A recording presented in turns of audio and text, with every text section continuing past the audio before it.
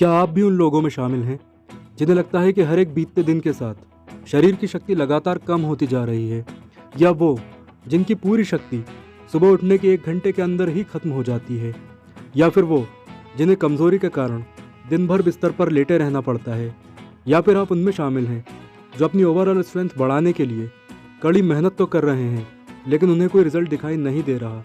तो आपके लिए इस वीडियो को देखना और अंत तक देखना बहुत ही ज़रूरी है, क्योंकि इससे कोई फ़र्क नहीं पड़ता कि आप 17 साल के हैं या 70 साल के, महिला हैं या पुरुष। ये वीडियो आपकी ज़िंदगी को पूरी तरह बदलने वाला है। तो दोस्तों, इनडेप्थ चैनल के नए वीडियो में आप सभी का एक बार फिर से स्वागत है। इस वीडियो में हम एक बहुत ही स्पेशल मॉलिक्यूल का इनडेप्थ एनालिसिस करेंगे जिसे क्रिएटिन कहा जाता है। जी हाँ, ये वही मॉलिक्यूल है जो आपको सभी तरह की शारीरिक क्रियाओं के लिए शक्ति प्रदान करता है। आपके शरीर में प्राकृतिक रूप से पाया जाने वाला यह मॉलिक्यूल आपको बोलने, चलने, दौड़ने, सांस लेने, लड़ने, काम करने, वजन उठाने और यहाँ तक कि पलकों को झपकाने के लिए भी एनर्जी देता है। इसीलिए हम सभी एज ग्रुप से इस वीडियो को अंत तक देखने की अपील करते हैं। लेकिन वीडियो शुरू करने से पहले यदि आपने अभी तक भी आपके अपने इस चैनल को सब्सक्राइब नहीं किया है तो कर लीजिए। साथ ही नोटिफिकेशन के लिए बेल आइकन को भी प्रेस कर दीजिए, क्योंकि इस चैनल पर दी जाने वाली जानकारी को आप दुनिया के किसी भी ऑथेंटिक सोर्स से वेरीफाई कर सकते हैं।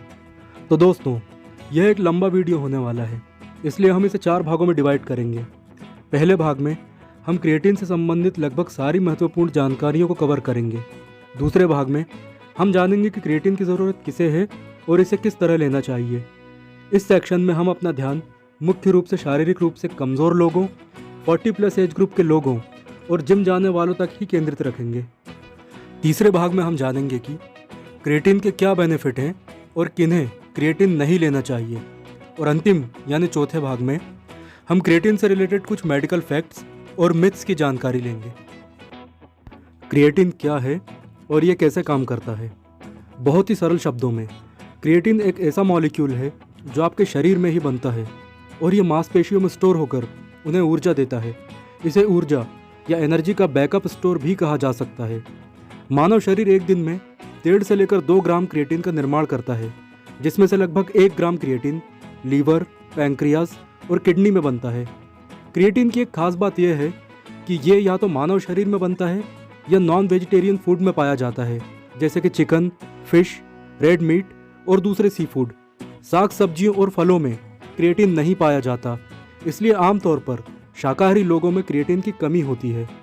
मानव शरीर में लगभग 70 से लेकर 170 ग्राम क्रिएटिन पाया जाता है, जो वजन, लंबाई, ओवरऑल हेल्थ कंडीशन के साथ ही साथ खान पान पर भी निर्भर करता है। इसे एक उदाहरण से समझते हैं।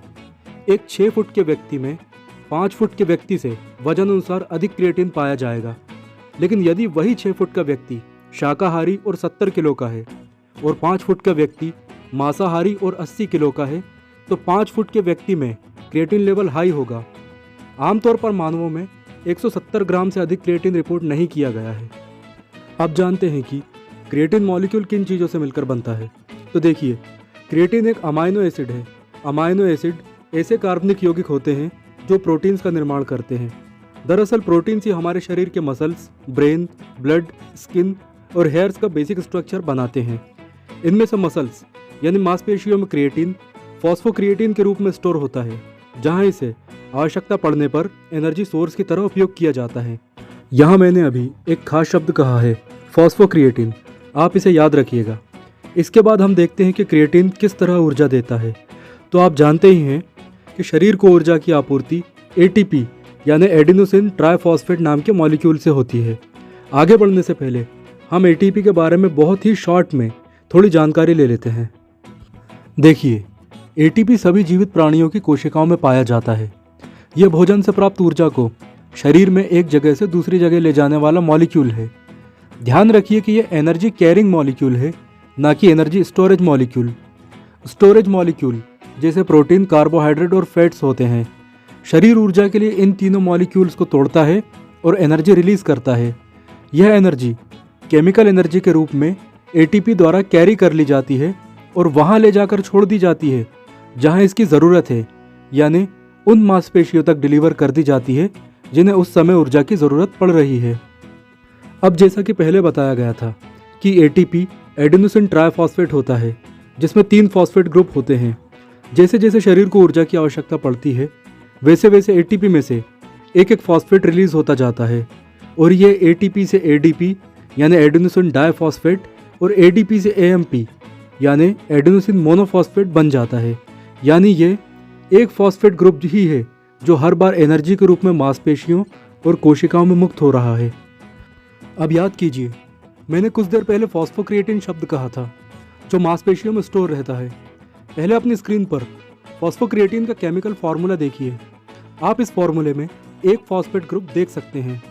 दरअसल फॉस्फोक्रिएटिन का यही फॉस्फेट ग्रुप एटीपी को दे दिया जाता है। जैसा कि मैंने बताया था, 3 फॉस्फेट ग्रुप वाला एटीपी एनर्जी के रूप में मांसपेशियों को अपना एक फॉस्फेट ग्रुप दे देता है और एडीपी यानी एडेनोसिन डाइफॉस्फेट में बदल जाता है, जिसमें 2 फॉस्फेट होते हैं।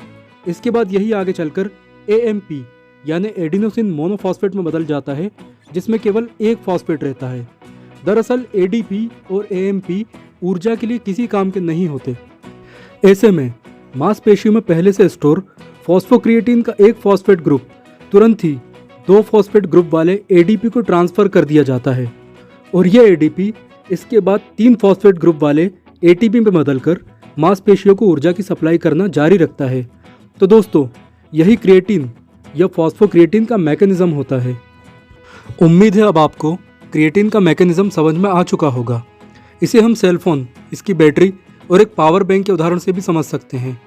सेलफोन आपका शरीर है जिसे काम करने के लिए बैटरी यानी एटीपी की ज़रूरत होती है और क्रिएटिन आपका पावर बैंक है जो एटीपी यानी बैटरी खत्म होने पर इसे फिर से पावर दे देता है। तो दोस्तों, यहाँ वीडियो का फर्स्ट पार्ट खत्म होता है। आइए अब हम वीडियो के दूसरे भाग में चलते हैं। क्रिएटिन की ज़रूरत किसे है और इसे कैसे लेना चाहिए? क्रिएटिन की ज़रूरत उन सभी को है जो अपना एथलेटिक परफॉर्मेंस बढ़ाना चाहते हैं, मसल्स बिल्ड करना चाहते हैं, न्यूरोलॉजिकल डिसीज़ यानी दिमागी बीमारियों जैसे हंटिंगटन डिसीज़ से लड़ना चाहते हैं, ब्लड शुगर लेवल को संतुलित करना चाहते हैं, थकान और शारीरिक कमजोरी से छुटकारा पाना चाहते हैं, ऑफिस के बाद या काम करने के दौरान होने वाली दिमागी थकान से छुटकारा पाना चाहते हैं, मेमोरी यानी याददाश्त बढ़ाना चाहते हैं, स्किन यानी त्वचा को स्वस्थ बनाए रखना चाहते हैं, हेयरिंग यानी सुनने से संबंधित समस्याओं में राहत चाहते हैं, शरीर में जल्दी बुढ़ापा लाने वाले फ्री रेडिकल्स की संख्या में कमी करके अधिक लंबे समय तक आपको जवान रखने वाले एंटीऑक्सीडेंट की संख्या में वृद्धि करना चाहते हैं, डिप्रेशन या निराशा और अवसाद के लक्षणों से राहत पाना चाहते हैं, पोस्ट ट्रॉमेटिक स्ट्रेस डिसऑर्डर यानी किसी गंभीर दुर्घटना के बाद होने वाले लक्षणों में कमी या राहत पाना चाहते हैं, रिप्रोडक्टिव हेल्थ को बेहतर करना चाहते हैं, इन्फ्लेमेशन यानी ऊतकों की सूजन और जलन को कम करना चाहते हैं, डाइजेशन यानी पाचन क्रिया में सुधार लाना चाहते हैं, इम्यूनिटी यानी रोगों से लड़ने की क्षमता बेहतर बनाना चाहते हैं और अंत में अपनी ओवरऑल वीकनेस को कम करके या समाप्त करके दूसरे स्वस्थ व्यक्तियों की तरह जीवन जीना चाहते हैं। तो दोस्तों, जो भी ये सभी बेनिफिट्स लेना चाहते हैं उन्हें क्रिएटिन ज़रूर लेना चाहिए और साथ ही हमें इस फ्रेंचमैन माइकल यूजिन शेवरोइल को भी थैंक्स कहना चाहिए जिन्होंने 1832 में इस वंडरफुल मॉलिक्यूल की खोज की। हम देख चुके हैं कि क्रिएटिन की ज़रूरत किसे है। अब हम देखते हैं कि इसे किस तरह लिया जाता है। तो यहाँ हमारे पास लोगों के 3 ग्रुप हैं, शारीरिक रूप से कमज़ोर, 40+ एज ग्रुप और वो लोग जो जिम जाते हैं। तो देखिए, कमज़ोर और 40+ एज ग्रुप के लोग जिन्हें किडनी या बीपी की कोई समस्या नहीं है के लिए क्रिएटिन की आइडियल डोज एक दिन में 3 ग्राम है। इसके साथ ही आपको 4.5 लीटर पानी पीना ही पीना है, चाहे महिला हो या पुरुष, क्योंकि क्रिएटिन आपके ब्लड में से पानी को खींचकर आपकी मसल्स में डालता है।